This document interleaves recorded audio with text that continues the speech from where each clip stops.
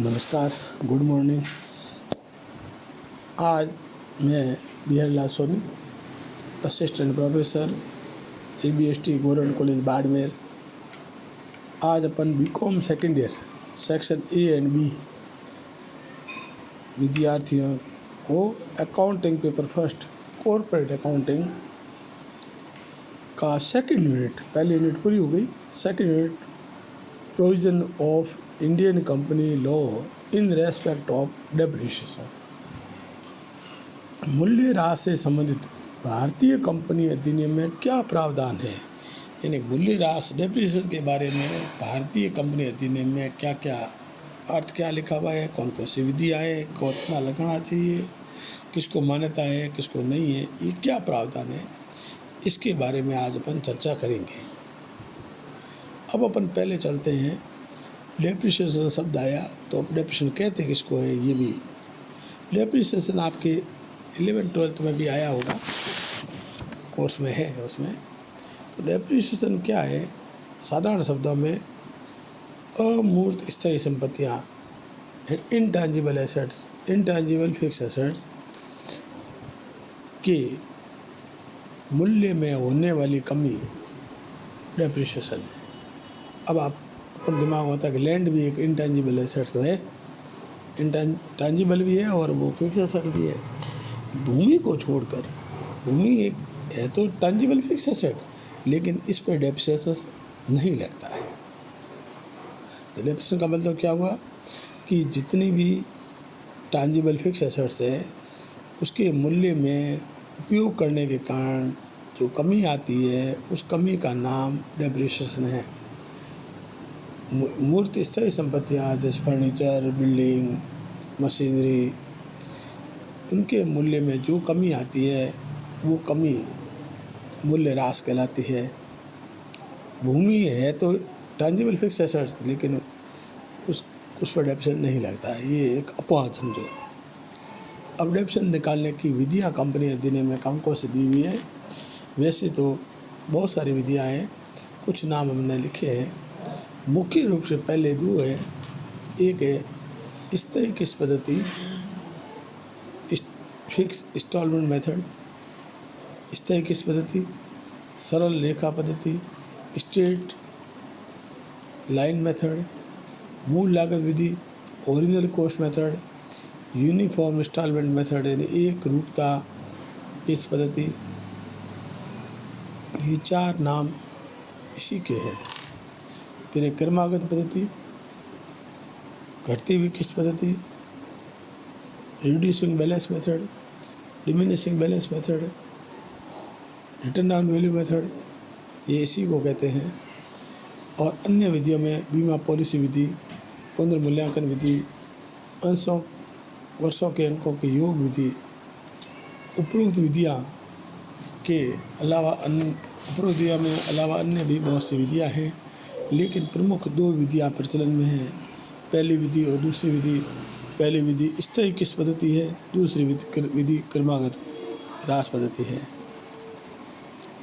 अब अपन थोड़ा सा स्थायी किस्त पद्धति के बारे में डिस्कस करें कि पहली विधि है स्थायी किस्त पद्धति, फिक्स इंस्टॉलमेंट मेथड। इसको फिक्स इंस्टॉलमेंट इसलिए कहते हैं कि इसमें डेप्रिसिएशन हर साल फिक्स लगता है। अब स्ट्रेट क्यों कहा, स्ट्रेट लाइन मेथड इसलिए कहते हैं, यदि ग्राफ पे लाइन डेप्रिसिएशन की लाइन दिखाई जाए तो एकदम लाइन सीधी आएगी, इसलिए इसको सरल लेखा पद्धति भी कहते हैं, स्ट्रेट लाइन मेथड भी कहते हैं। इसको मूल लागत पद्धति इसलिए कहते हैं क्योंकि यह हमेशा मूल लागत पर लगती है। ओरिजिनल कॉस्ट, जिस मशीन जिस समय खरीदी थी उस समय जो मूल्य था उस पर लगती है, इसलिए इसको ओरिजिनल कॉस्ट मेथड भी कहते हैं। इसको यूनिफॉर्म इंस्टॉलमेंट इसलिए कहते हैं कि यूनिफॉर्म का मतलब एक रूपता, स्कूल में यूनिफॉर्म बच्चों की होती है, एक रूपता एक जैसी होती है, तो इसमें हर साल डेप्रिसिएशन एक जैसा लगता है, सेम किस्त लगती है, इसलिए इसको यूनिफॉर्म इंस्टॉलमेंट भी कहते हैं। पहले मेथड के चार नाम, fix instalment method, straight line method, original cost method, uniform instalment method, ये सब एक ही है। फिर क्रमागत, diminishing balance method, return on value method, reducing balance method भी कहते हैं। ये सब क्रमागत के नाम हैं। क्रमागत हर साल घटते हुए मूल्य पर होती है। डिमिनिशिंग बैलेंस मतलब जैसे 1 लाख की मशीन है, 10% से लगेगा 10,000, हर साल 10,000 लगे, इसका मतलब ये तो स्थायी किस्त पद्धति। अब पहले साल 1 लाख में 10% 10,000, पीछे रिटर्न ऑन वैल्यू रही 90,000, 90,000 पर 10% 9,000 लगे, फिर 9,000 घटाएंगे तो पीछे 81,000 रहेगा, फिर थर्ड ईयर रिडम्पशन 81,000 का 10% लगेगा 8100। ये डिमिनिशिंग बैलेंस मेथड है या रिड्यूसिंग बैलेंस मेथड है या रिटर्न ऑन वैल्यू मेथड है। रिटर्न ऑन वैल्यू का मतलब होता है कि कॉस्ट में से जब डेप्शन घटाते हैं तो जो आता है उसको रिटर्न ऑन वैल्यू कहते हैं। अन्य विधियाँ बीमा पॉलिसी विधि। बीमा पॉलिसी विधि के अंतर्गत ये है कि एक स्थायी संपत्ति है, जितने वर्ष की होती है उतने साल बीमा प्रीमियम चुका ले लो। जैसे ही पॉलिसी ख़त्म हुई, बीमा पॉलिसी आपको पेमेंट कर देगी और उसका प्रीमियम हर साल चुकाते जाओ। मान लो कि 10 वर्ष की मशीन का जीवन काल है, 10 साल की पॉलिसी ले लो। 10 साल बाद में जैसे मशीन ख़राब होगी, बीमा पॉलिसी पेमेंट कर देगी। तो ये भी तरीका ठीक है। उसके बाद में पुनर्मूल्यांकन विधि ये कहती है कि कोई संपत्ति है, उसका वर्ष के अंदर पुनर्मूल्यांकन कर दो। जैसे लाइव स्टॉक है, लाइव स्टॉक घोड़ा वगैरह होता है, जीवित प्राणी है, 40,000 का घोड़ा खरीदा, वर्ष के अंत में व्यापारी से मूल्यांकन करा दिया कि अब घोड़ा कितने का, कि 30,000 का, तो 10,000 डेप्शन लग गया,